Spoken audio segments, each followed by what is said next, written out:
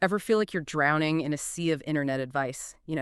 Hustle harder, dream bigger, scale to the moon. Ugh. Yeah, tell me about it. Well, today we are diving into a totally different perspective, and honestly, it's refreshing.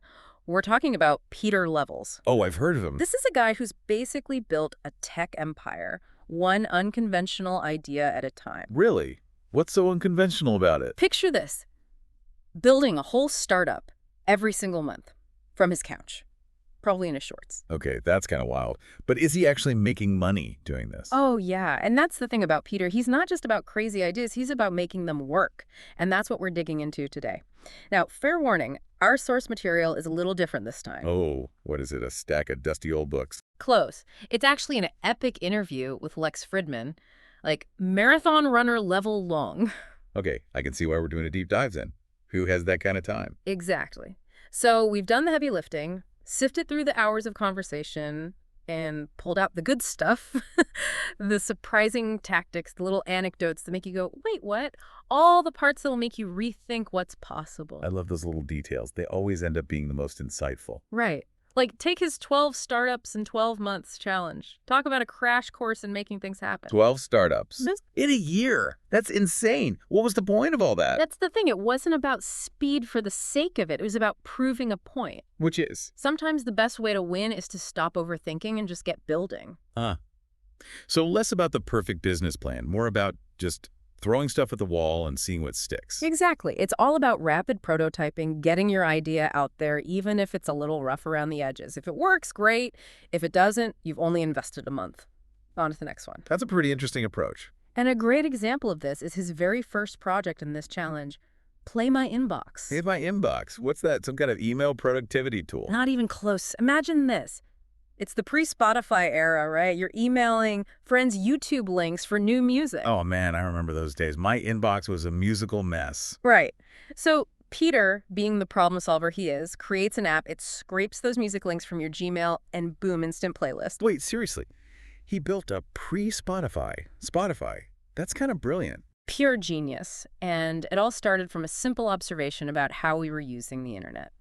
It makes you wonder what opportunities we're missing just in our everyday digital lives, doesn't it? Right. Like, what hidden potential is lurking in your inbox right now? But Play My Inbox, that was just the start, Yeah. Where do you go from there? Well, this whole challenge, it was like a crash course in embracing the unknown. Okay, I like that. And for Pieter, part of that meant taking his work on the road, becoming a digital nomad. The laptop lifestyle, huh? Working from exotic beaches, that sort of thing. Exactly. I gotta admit, the whole idea always had a certain appeal. Oh, for sure. Who wouldn't want that freedom? But is it all it's cracked up to be? I mean, is it really sustainable? Right. There's got to be a trade-off somewhere. Exactly. And Peter's pretty open about the not-so-glamorous side of things. Oh, yeah. Like what? Loneliness, constant uprooting. He even talks about waking up in a new city and forgetting where he was. Whoa, that's a different level of disorientation. Right. So it makes you think about those trade-offs, right? Freedom versus roots, exploration versus stability. It's that balance. You've got to find what works for you. Totally. And that leads us to another big theme in Peter's work.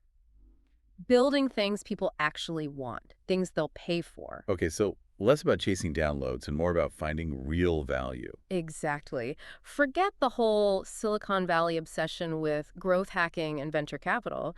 Peter is all about proving the value of an idea, like right out of the gate, So how does he do that? by charging for his products early on, even if it's a small fee. Interesting. So it's almost like a built-in filter. Exactly. It weeds out the people who aren't serious and attracts the ones who truly see the value. Smart. Do you have an example? Oh, yeah. A perfect example is his website, Nomad List. Have you heard of it? Nomad list, yeah. Vaguely. Okay, so who would have thought a simple Google spreadsheet could become a thriving online business? Wait, what? Google spreadsheet? Yeah. Seriously? Seriously, that's how it started. Peter was already living the digital nomad life and wanted a way to track the best cities. Best for what, though? The important stuff. Cost of living, internet speed, that kind of thing. Practical stuff. Totally. So he creates this spreadsheet, and then what does he do? He shares it.